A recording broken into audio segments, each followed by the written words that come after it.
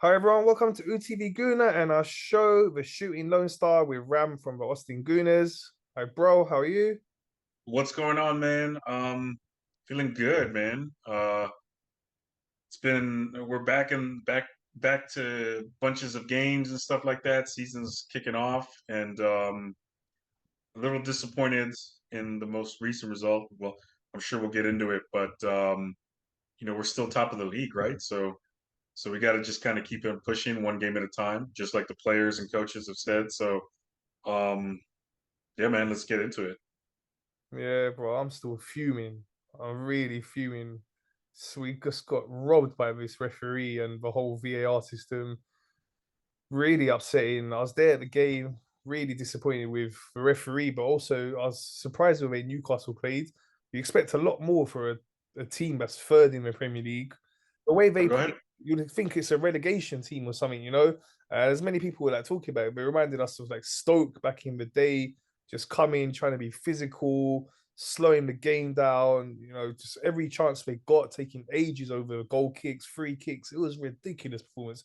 You don't expect that from a team that's third in the league. You expect them to come and play some good football and try and win the game. But yeah, but what are your thoughts? Yeah, on one hand, I thought like great defensive performance by them. Um, I thought especially early on, like we started off very encouraging, right? Like first 15 to 20 minutes, um, we were we were bringing it, right? Like we were in their third of the field, we were attacking, getting shots off, controlling the ball, and we just couldn't penetrate the defense. And I thought, like, okay, like this is. I kept texting my buddy, and I was just like, this is a good Newcastle team, like pretty impressive. Like I understand why they've only allowed something like what 11 goals all season. Um, but then on the other hand, just as you say, like just kind of their style of play is very, very irritating. And I was talking to like my dad's like trying to get into soccer, right? Football. And like, he's starting to watch games and trying to follow along. So, he was away at work. I was at work too, right? But I got to watch some of the game at work from home or whatever. But, so he's asking me like how the game went. And the best way I can explain it to him was like they weren't doing anything illegal. They were just doing little things like that just pisses you off and irritates you and takes you off of your game. And that happened.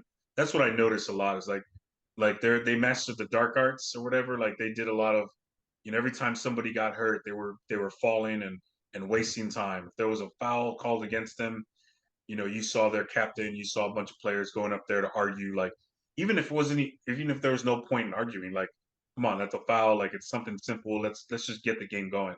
And you saw that with like I know there was a stat going around that the ball was in play for like something like 45 minutes, and on an average Premier League game is like 60, 65 minutes, right? So you saw a lot of that. So it was a lot of start stops, a lot really frustrating. I think you saw it in the players.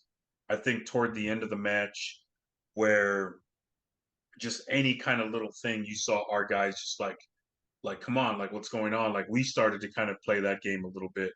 So we got a little flustered, but I think overall, like, ultimately when it comes down to it, and I'm sure we'll get into like the penalty stuff right now anyway, but like, we can't win every game.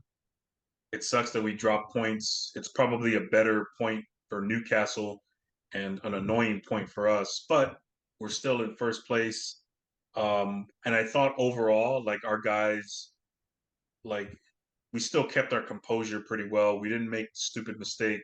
I thought at the end when they got a corner kick with like 1 minute left in stoppage time in the second half, I thought, man, if they get a goal here, like I'm gonna probably like break my mouse, like my little cursor mouse thing. Like I would have like that would have been so annoying. But we held on and 0-0. Sometimes that's how some of these games go, right? They're ugly. Um, and we just, I thought it's gonna be a good, what I think about like the games we've lost or the games we've drawn or the games we've won ugly. Like I think ultimately it's a good thing. I like how our team bounces back from these kinds of games. So I think we're gonna be okay. But it was just frustrating, especially the penalties, which I'm sure we're gonna get into. or the non penalties, if you will. You know what I mean? Yeah, so with the handball, I was really far to the other end to where I was sitting, so that was a difficult one to see. But going back and seeing the replay, it's a bit of a 50-50 one. You could have given it, but at the same time, you can consider it a bit harsh to give it. But with the shirt pull now, that was such a clear penalty. And I just don't understand if a referee's not seen it for some reason, what is VAR doing? Why is the person who's watching VAR not saying to the referee, there's been a clear shirt pull, go check the TV monitor and reverse the decision? You know what I mean? Like it's just what is VAR for? I don't understand Exactly. Yeah. for these things. Like, so if the referee's not sure, he himself could go have a look at the screen, or whoever's watching it can say to him, "Look, but if it has been a shirt pull, go have a look yourself, and then you can make the decision." And you would have clearly seen it was a massive shirt pull, and that's a clear penalty. That is massively cost us. All right, we don't know. It's still early in the season how important them 2 points could be. But it's 2 points. It's potentially cost us. Right, again, we don't know for sure if we're going to score that penalty as well, but it's potentially cost us 2 points, and it's just not good enough. We've seen that through the last couple of seasons with this whole VAR situation. It's not clear. Just speaking to you now before we went on air, that you were saying it's not clear how it's used when you're comparing it to like how they use it in American sports like NFL. There's a more clear way in cricket as well. That's another sport that uses the video technology really well.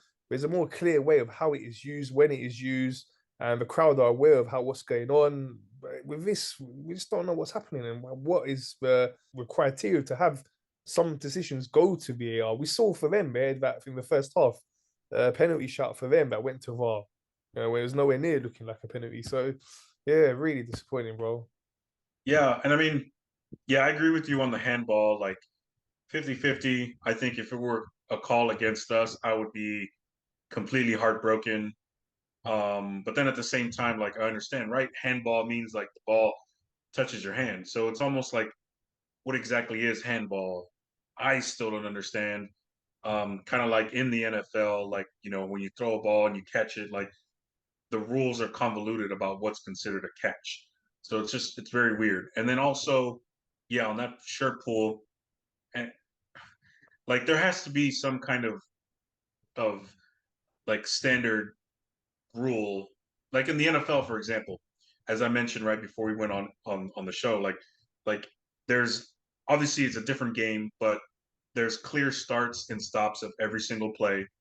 But one thing, like whenever there's a turnover or a change in possession, right? Whenever one team loses the ball and the other team gains it, like in a play, or when there's a score, like automatically the booth is what they call it, but automatically like VAR using that language, VAR would check and just be like, all right, is this a score or not? Is this a turnover or not? And then the booth is what makes the call, and then they tell the referee on the field that's good to go, carry on, or no, reverse it. Um, there has to be some kind of not overruling the referee, but literally in the term video assistant referee, like you gotta assist the referee on the field. If the referee misses a clear and obvious penalty, like you gotta step in and say, like, hey, that was a penalty. Look at it. At the very least, like the referee should have been sent to the monitor and say, hey, just look at it. Right? Like if he looks at it and decides that's not a penalty, that's a whole nother conversation. But at the very least, you could say, all right, well, he looked at it. Then we can just be mad at like, what the fuck is he looking at, right? Like, but Mhm. instead they don't even bother looking at it, and you're just like, well, what the hell? And then now we're talking about it. Ultimately, as fans, we want to see the game called equally, and we want to see like justice served, if you will, and like you don't want to step away from these games because ultimately, like 0-0 draw, like I enjoyed it. It was a fun. It was as ugly as it was there was some good football to be played, but then it just gets overshadowed by bullshit like this, and you're just like, man, like now we're thinking like we can't. And like I think that's what the main reason why it feels like a loss is because I feel we got robbed. If we got the penalty and we miss it, fair enough. Like whatever, you move on. All right, like now you have something else to worry about, but at least it's something you can control, right? Like, all right, go back and work on your penalty kicks, right? but we didn't even get that opportunity. And yeah, it just kind of leaves a sour taste in your mouth. But what can you do, man? Got to move on, I guess. But I really just don't hope. I really hope that that doesn't like cost us in the end. Yeah, bro. Hopefully it doesn't cost us severely later on in the season. Just hopefully there's a review on how. I've been saying this earlier as well, like last season as well. Saying we've got to review what we're doing with this whole VAR and just the standards of refereeing. It needs to improve. You know, more training. I don't know what they need to be doing, but they need to sort out what's going on with that whole system. And let's hope they do sort it out soon. All right. So as you said, not the greatest result, but we did get a point. You know, didn't lose. It was 7 points out of 9 for the 3 games back after the World Cup break. It was 3 games in a short period of time as well. You know, it was short turnover. We just played on the Saturday, playing again on the Tuesday. 7 points out of 9, you'd say is a decent return. Would I obviously ideally want 9 out of 9, but 7 out of 9, decent. And we're actually at that point, we went 8 points ahead of City. They played after us, as we know they played yesterday against Chelsea. They did win their game. I saw bits of it, didn't get to see the full game, but the bits of it I did see. Seeing Chelsea were average as we were against us, weren't really creating much. I don't know, you probably have a better idea if you saw the whole game, but one thing I did notice is when it came to their goal, and it was both their substitutes that combined to get that goal. Grealish and Mahrez who got the goal. And just comparing it to our game against Newcastle, tight game, we were struggling to break them down. And you look at the options we had in the bench.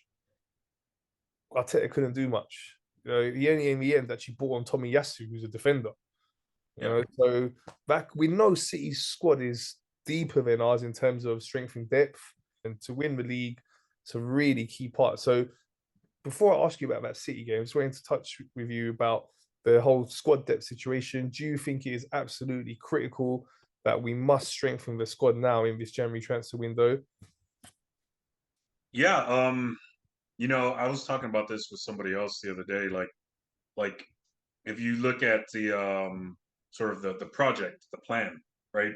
The process, whatever you want to call it, we've reached the point where I think Arteta has his starting 11, right? We've gotten to that point where we've got a really good starting 11, man. Like defense is good. We got our goalie, we got our captain, midfielders are good, attackers are good. But so on a perfect day, when we're on it, like we're top of the league. We're unbeatable, right? But when things don't go our way, when it's not perfect, when it's an ugly, you know, fist fight of a match, and we need something to switch it up a little bit, freshen up, change the attack, we don't really have a ton of depth to do that, right? I mean, and especially a game like this, like I like Fabio Vieira, but putting him on, I would imagine like he would have gotten just absolutely out muscled by some of their defenders and probably wouldn't have been very effective. Same thing with Sambi. Um, I like El Neni if we're ahead or if we're like drawn, like if we were like 1-1 and maybe we're struggling to fight off an attacking team. I like putting on El Neni to kind of stabilize things and just be like the the parent, you know, huddling the kids and just saying like, hey, like relax, right? Marquinhos kind of still of a project. He's probably going to end up going like out on loan or something. Yeah, so we don't necessarily have like anything to really inject. We don't have somebody like we don't have a six-man in basketball, right? Who you can bring on and just kind of change the pace of a game. Um, so yeah, I think it's crucial, especially as every game is going to be big like this, right? Teams are going to start gunning for us because we're top of the league. We got a lot of games coming up against the Big Six, um, and not we're not always going to have games that go our way, and we're going to need something to kind of you know change it up a little bit, change the pace. Um, I thought our front three and Kedia, Saka, and Martinelli, like I thought they did well. They did the best that they could, but probably could have done well if we were able to just kind of like bring on somebody else to kind of A, rest them, and B, like I've been saying, switch it up a little bit, like change up the tactics or whatever. Um, so yeah, to answer your question, ultimately, I think it's really, really important, especially if we want to make the title push. I think it's extremely important that we bring on one, maybe two midfielders slash attackers that can kind of freshen up the attack and give our guys, some of our guys, rest. But also, like I said, when things aren't going our way and we're coming at them with everything we got, and Newcastle's a tough nut to crack, man. They're a really good defensive team, so like credit to them. Outside of the shithousery and all the bullshit they were doing, they play really well. So like we just needed someone else, something dynamic, some other dynamic to kind of like shake it up. And we were close to getting some goals here and there. Like it's not like we were being stonewalled and just being vanilla, and like it's not like they took us back to our Emery days, but we definitely could have done well with like a different type of substitution at the certain juncture of the game that just might have just been that last nudge that we needed to kind of get the one, because the 1-0 was going to win the game, right? And so, yeah, man, I think you look at someone like City who's able to bring on Jack Grealish and Mahrez right off the bench. You're just like, oh, this is unfair. Um, we're not there yet. I believe we will eventually get there. I believe in like this will be another big summer for us to kind of start continuing to reinforce the squad. But I think we find ourselves in a position that we're fighting for the league. Um, hopefully, the board is considering escalating that process a little bit to kind of go all in. And I mean, all the reports saying that that's the deal, and it's only January 6th, so we're only 6 days into the window. There's a few, bits of news that are sounding pretty good here and there, but I think it's very important that we bring in um, an attacker, another striker, maybe, and a winger. I think just to kind of give some of our guys a break and then also switch it up a little bit. You know what I mean?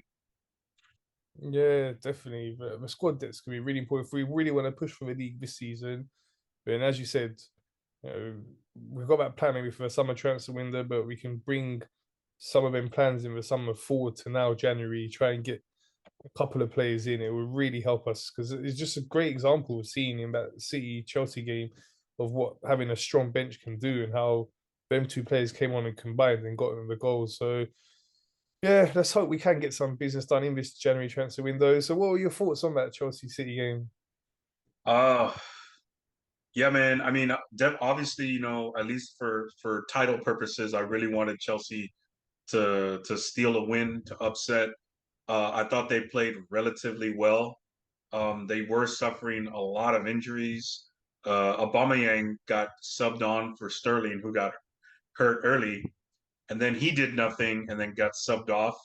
So they were kind of talking about him a lot, and I know in the group chat with some of my buddies we were kind of laughing at that. But that's like another conversation. But like I thought Chelsea played as well as they could for a team that's struggling, like they are. They're 10th in the table. Um, Not looking very inspiring in terms of like any kind of attack. Their defense is formidable, right? I mean, they were 0-0 for a while, and then as we saw, City looks again like I think they look very vulnerable, and I think that's why I still feel good about our. I'm starting to feel better about our chances to go head to head with them. They're not this invincible team. I feel like it's Haaland or nothing, right? And if that doesn't work, then they don't really have anything.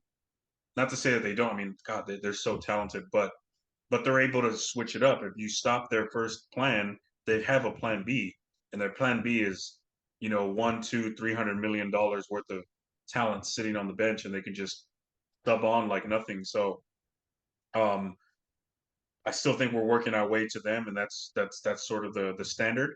They are the defending champions, and they showed why they are the defending champions against Chelsea. But then at the same time, I do feel confident in our ability to go toe to toe with them, because Chelsea went toe to toe with them for a while. Um, but ultimately, as we said in the group chat, like Chelsea's worthless, man. Like they couldn't hold up, and very disappointed in that result. But what can you do? We're still top of the table, right? We still got a good cushion against them. So ultimately, again, I really like the attitude of all the players saying like, "Hey, man, it was a tough outing, but you know what? We go again, and we have to. We have no choice. North London Derby coming up in the Premier League. In between, we got an FA Cup match, but um, yeah, we keep it moving. You know what I mean? Yeah, yeah, for sure. We know City have not been as strong this season as they had in recent seasons. They could click any time though and just go on a run of winning 10 games. That's the worry. But we can do the same thing. We're showing it this season. So as we've been saying, just got to concentrate on ourselves.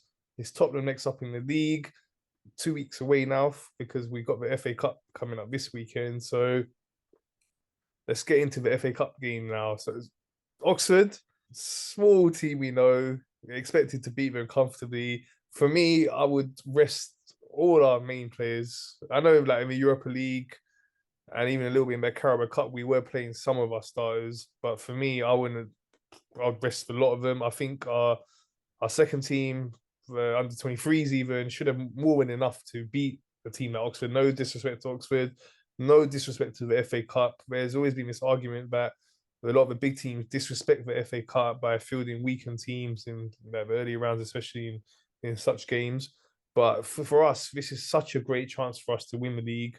We've not had this chance in so long. I really would just want to rest everyone. But there's another argument. I was speaking to someone earlier about this, and he's like, but at the same time, you want your players to be match fit. So having like a complete break for 2 weeks before we play Tottenham, some of the players, could lose that match sharpness, fitness. So I understand that point of view, but I just think there's so many games, and a lot of them just come back from a World Cup as well. So for me, I would rest everyone, and I'll be still very confident we'll win that game. What's your thoughts?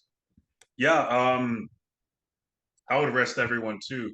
I'd have some of our starters on the bench just in case it gets a little sticky and we have to like pull out a win, like just to kind of feel good about it, right? But I think maybe the only first team or the only like senior players that should get some game time are like Kieran Tierney, Tomiyasu if he's healthy. I feel like he should get a start. I think he needs to continue to get back into rhythm. I think his injury, or he's listed with an injury like the last couple of weeks.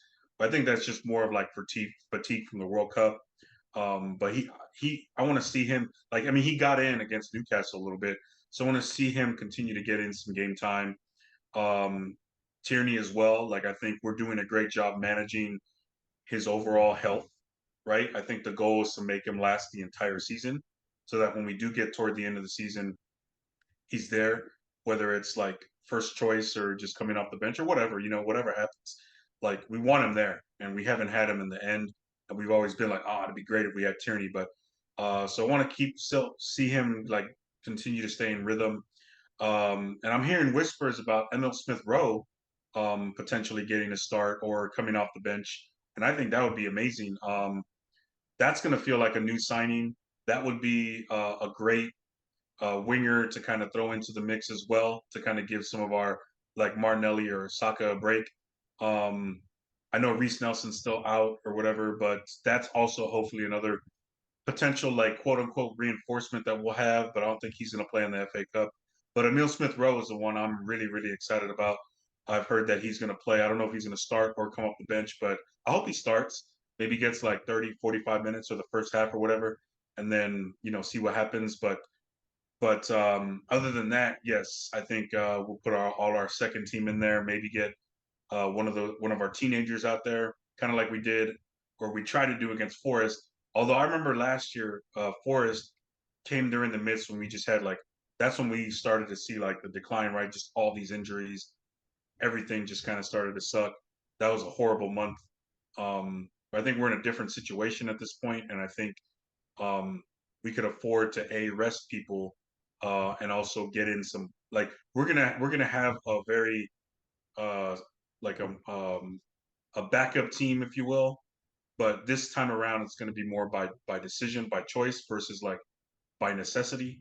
And so I think we're going to see a bunch of second tier guys. But I'm really excited to see potentially Emil Smith Rowe get in there, get in some game time, and hopefully he feels good about it, comes out feeling great, and then we can consider using him against Tottenham because he scored against Tottenham, and he's a hell end boy. So getting him in and getting ready for the stretch run is going to be really exciting and crucial for us as a team. Yeah, bro, it's gonna be great to have Emil Smith Rowe back. We're talking about the squad depth and having players that can come on and change your game. And we saw against Newcastle, we didn't have many options on the bench. Having Smith Rowe back will be a great option in them situations. As you said, also to come into the team as a starting 11 player. We know what a great player he is, so he'll be able to really add that depth to our squad. So hopefully he will be, getting some time in this FA Cup game and building up his fitness so he can play a big part in this second half of the season. So both saying we both agree that we should rest everyone. We used to see what Arteta does. He might look to give a few players that have not had that much game time recently a few games, like he did in the Europa League, maybe. Let's see how that goes. But whatever team goes out there, still very confident we're going to be able to beat Oxford. It's different to the Nottingham Forest game last year, where Nottingham Forest are decent enough team. We're in the Premier League now. They're in the Championship at that point, but we had a good team back then. We saw they really played well. We didn't even have a shot on target in that game. I couldn't believe what I was watching there. They played really well. Got to give credit to them. With Oxford, I don't think they have them same sort of levels. Their leagues below. It's not just like a one league difference. And even if we have a severely weakened team, I cannot see any way Oxford have beaten us. But what's your thoughts on the game and correct score prediction? Yeah, I'm looking at their their roster. Nothing, nobody I really know, right? Yeah, and they're in League One, which is right below Championship, right? And they're 14th out of 24 teams. So mid-table, right below Fleetwood Town and Portsmouth and Bristol. I feel like we got to just batter these guys, come out there. I mean, obviously, right, show some respect. No disrespect to these teams. You got to go out there and bring your A game. I think starting our second team isn't a sign of disrespect, right? I think we got guys who need to get game time, and we're gonna go and show up to win, kind of like in the Europa League as well. But I think we should win this pretty comfortably. I'm gonna say something like 4-0. If even if it was like 2-0, 3-0, I'm not gonna be upset. But I want to see us go out there and just batter this team. Not necessarily because they're Oxford United and we should, but more just again, I love the way we've responded after every setback. And I want to see us just kind of treat this game as a way to just kind of get over the Newcastle match and get the mind right so we can be ready for the North London derby. So I'm gonna say 4-0.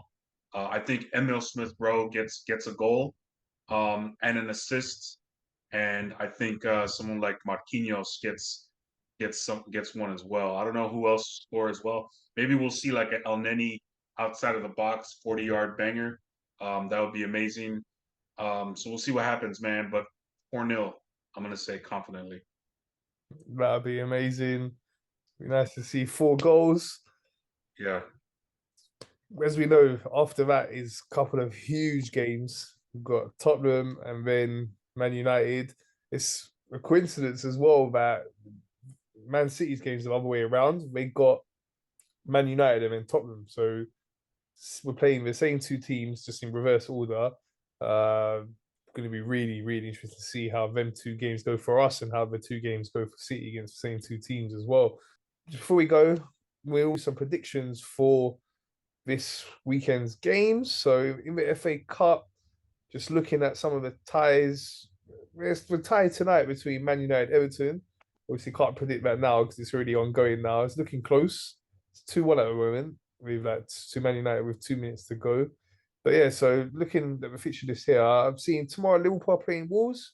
That could be a decent game, all Premier League tie. What's your thoughts on that one? This is Liverpool and Wolves. Oh, I think Liverpool will make no. They will shamelessly start like their youth academy players in these games. I've noticed, but I still think they're going to get the better of a team like Wolves. I don't think they're that deep, so I'm going to say that's going to be like a 3-0 battering for Liverpool. Okay, and then on the Sunday, the game we just saw yesterday between Man City and Chelsea. They're going to be playing each other again. This time in the FA Cup, and this time it will be at the Etihad instead of Oh at boy. the ground. What's your thoughts on that one? Ooh, I think that'll be a little bit. That'll be a little bit closer. I think Chelsea's a little bit more desperate than City, obviously, right? Like Chelsea is struggling, man, and they need to put on a good performance. I'd imagine they put up more starters. I think they end up beating, or I think they tied. I think they end up stealing a draw. I don't think we see Haaland out there. Um, so I'll say something like 2-2. I think they get a draw, and then they'll play the replay, Stamford Bridge.